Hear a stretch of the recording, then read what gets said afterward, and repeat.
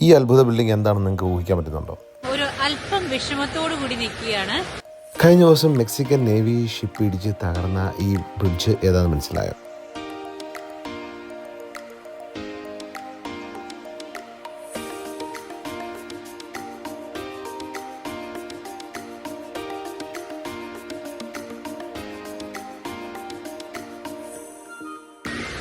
ന്യൂയോർക്കിൽ നമ്മൾ ഇപ്പോൾ നിൽക്കുന്ന സ്ഥലം ഒരു അല്പം വിഷമത്തോടു കൂടി നിൽക്കുകയാണ്. നമ്മുടെ 9/11 അറ്റാക്ക് 2001 നടന്ന 9/11 അറ്റാക്ക് നടന്ന സ്ഥലം. ഈ ഒരു സ്ഥലത്താണ് അന്ന് നിന്ന് ആ ട്വിൻ ടവേഴ്സിൽ ഒരെണ്ണം ഉണ്ടായിരുന്നത്. ഇപ്പോൾ അതിവിടെ ഒരു വാട്ടർഫോൾ ആക്കിയിരിക്കുകയാണ്. ഇപ്പോൾ മാൻമെയ്ഡ് ആയിട്ട് ലാർജസ്റ്റ് വാട്ടർഫോൾ എന്നാണ് ഇതിനെ പറയുന്നത്. അന്ന് മരിച്ചവരുടെ പേരുകളൊക്കെ ശേഖരിച്ചിട്ട് ഈ രണ്ട് സ്ഥലം, അതായത് ട്വിൻ ടവേഴ്സ് ഇരുന്ന ആ ഒരു സ്ഥലത്ത് ഇങ്ങനെ ഈ ഒരു സ്ലാബിൽ അവർ എഴുതി വച്ചിട്ടുണ്ട്. നമ്മൾ ഓർക്കുമ്പോഴത്തേനും ഒരുപാട് വിഷമമുള്ള ഒരു കാര്യമല്ലേ. നമ്മൾ അമേരിക്കയ്ക്ക് ഇങ്ങനെ ഒരു സാഹചര്യം അന്ന് വരൂ നമ്മൾ ആരും കണ്ടില്ല. അതിന് പകരമായിട്ടാണ് അപ്പുറത്ത് വേൾഡ് ട്രേഡ് സെന്റർ അവർ പണിതിരിക്കുന്നത്. അന്നത്തെ അത്രയും വലിയ ഭീകര ബിൽഡിംഗ് അല്ല എങ്കിലും അത്യാവശ്യം വലിപ്പമുള്ള ഒരു വേൾഡ് ട്രേഡ് സെന്റർ. അതിന്റെ തൊട്ട് താഴെയാണ് ഈ ഒരു സ്ഥലം അവർ മുഴുവൻ ഇടിച്ചു പൊളിച്ചിട്ട് ഇപ്പോൾ ഒരു മെമ്മോറിയൽ പോലെ ഇങ്ങനെ ഫ്ലാറ്റ് ആക്കി ഇട്ടേക്കുന്നത്. ഏതായാലും വന്ന് കാണേണ്ട ഒരു സ്ഥലമാണ് ന്യൂയോർക്കിൽ, അല്ലേ?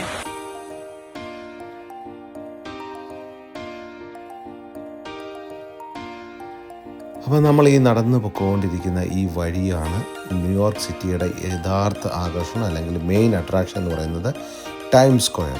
ഈ കാണുന്ന ബിൽ ബോർഡ്സ് അല്ലെങ്കിൽ നമ്മുടെ LED ഡിസ്പ്ലേ ബോർഡ്സാണ് ഇതിനെ ഇത്രയും സൗന്ദര്യമാക്കുന്നത്. എവിടെ തിരിഞ്ഞാലും LED ബോർഡ്സാണ്. നമ്മുടെ പരസ്യങ്ങളൊക്കെ വേണമെങ്കിൽ നമുക്ക് കൊടുക്കാം, നമ്മുടെ ബർത്ത്ഡേ വിഷസ് വേണമെങ്കിൽ നമുക്ക് അവിടെ കൊടുക്കാം, ഫോട്ടോസ് ഉൾപ്പെടെ. അത് 15 സെക്കൻഡ് $150. നമ്മുടെ ഈ അടുത്ത കാലത്ത് നമ്മുടെ എമ്പുരാൻ്റെ ഒക്കെ പരസ്യം ഇവിടെ ഡിസ്പ്ലേ ചെയ്തിരുന്നു. അതൊക്കെ മണിക്കൂറുകളാണ് ഡിസ്പ്ലേ ചെയ്തു, നല്ല ലക്ഷങ്ങളായിട്ടുണ്ടാവാം. അപ്പോൾ ഇവിടെ വന്ന് പോകുന്നതെന്ന് വെച്ചാൽ കണ്ടാൽ നിങ്ങൾക്ക് ഈ തിരക്ക് കാണാനോ 120 മില്യൺ മേലെ ആൾക്കാരാണ് ഒരു വർഷം ഇത് വിസിറ്റ് ചെയ്യാൻ വേണ്ടി മാത്രം പോകുന്നത്. പിന്നെ ഇതൊരു അത്ഭുത ലോകമാണ് കേട്ടോ. നമ്മളിവിടെ ഇറങ്ങിക്കഴിഞ്ഞ് കഴിഞ്ഞാൽ കുറേ ആൾക്കാർ ഇങ്ങനെ സ്പൈഡർമാൻ്റെയും സൂപ്പർമാൻ്റെയും മിക്കി മൗസും അങ്ങനെയുള്ള എല്ലാ വേഷവിധാനങ്ങളും നടക്കുന്നുണ്ട്. നമ്മൾ പക്ഷേ അവരുടെ കൂടെ നിന്ന് ഫോട്ടോ എടുക്കാൻ വിളിക്കും, പക്ഷേ പൈസ കൊടുക്കേണ്ടി വരും. ഓർത്തുകൊണ്ട് വേണം ഫോട്ടോ എടുക്കാൻ. അതുപോലെ തന്നെ ഫോട്ടോയുടെ കാര്യം പറഞ്ഞപ്പോൾ ഇവിടെ നമ്മുടെ ഊട്ടിയിലേക്ക് പോലെ കാൻഡിഡ് പിക്ചേഴ്സ് അവിടെ നിന്ന് അവർ എടുത്തു തരുന്ന ആൾക്കാരുണ്ട്. പക്ഷെങ്കിൽ അവർ നമുക്ക് പ്രിൻ്റ് ഔട്ട് തരത്തില്ല, അതിൻ്റെ സോഫ്റ്റ് കോപ്പി തരും. അതിന് $10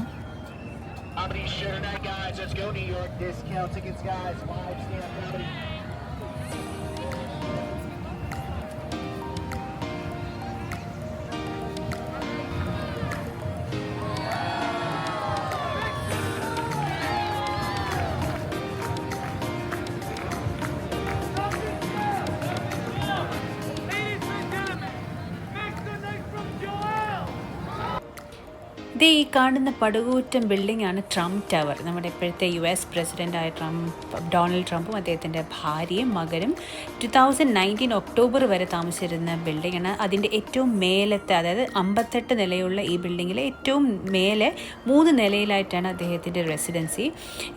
ആ ആദ്യത്തെ കാലഘട്ടത്തിൽ, പ്രസിഡൻസി കാലഘട്ടത്തിൽ അദ്ദേഹം വൈറ്റ് ഹൗസിലേക്ക് മാറുന്നത് വരെ ഇവരിവിടെയായിരുന്നു താമസിച്ചിരുന്നത്, അതായത് ന്യൂയോർക്കിൻ്റെ ഹൃദയഭാഗത്ത്.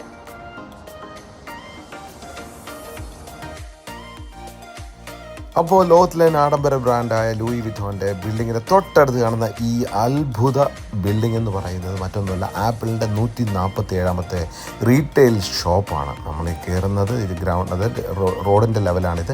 ഇനിയും താഴേക്ക് പോകുന്ന 2 നിലകൾ ഭൂമിക്കടിയിലേക്കാണ്.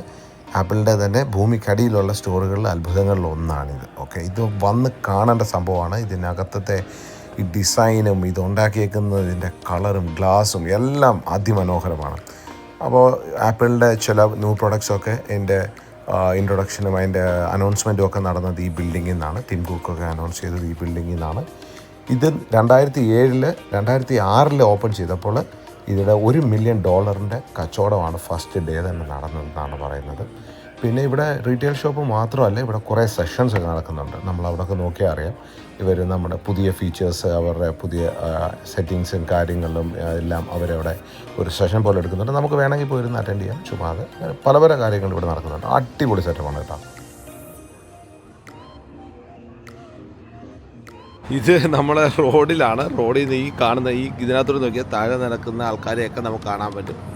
ഇത് കൊള്ളാം കേട്ടോ. ഈ കാണുന്ന ഇതെല്ലാം ഇതിൻ്റെ 2 നില താഴെയുള്ള കാര്യങ്ങൾ നമുക്ക് ഇവിടെ നിന്ന് കാണാം റോഡിൽ നിന്ന്.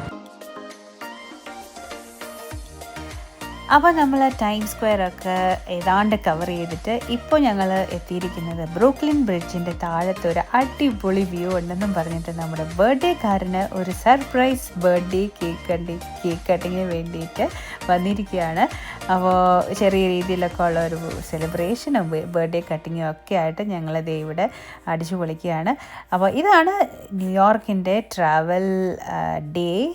ഞങ്ങൾ ഏതാണ്ട് ന്യൂയോർക്കൊക്കെ കവർ ചെയ്ത് തിരിച്ച് ഇനി ന്യൂജേഴ്സിയിലേക്ക് പോവുകയാണ്.